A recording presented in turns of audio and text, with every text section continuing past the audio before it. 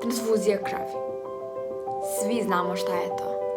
Ali, da li smo se ikad zapitali koliki je njen značaj? Ili koliko pomoć pruža? Koliko života spase? Nikad nam nisu rekli nešto više o tome, osim da je humano ili da može da spase nečiji život. Međutim, lako zaboravimo na to. Zato je potrebno da razgovaramo o tome putem socijalnih mreža, škola i drugih institucija, da bismo promovisali dobrovoljno davanje krvi. U Srbiji samo oko 3% stanovništva dobrovoljno daje krv.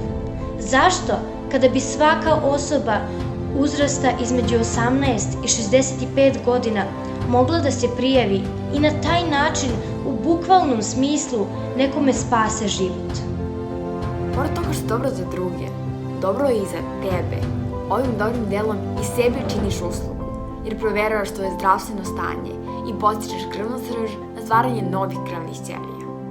Možda neko postavi pitanje kolika je cena krvi, ali ako razumno razmislimo, shvatit ćemo da krv znači život, a život je nešto daleko vrednije od bilo čega.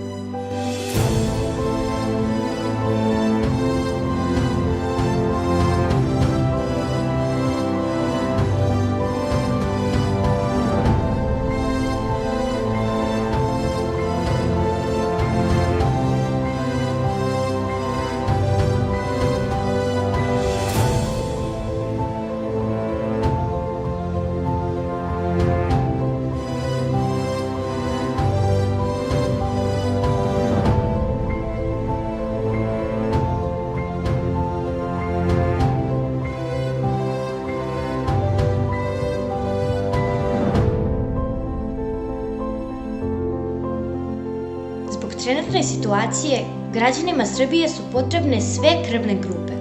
Zato, budimo solidarni i humani i donirajmo krv, jer krv život stane.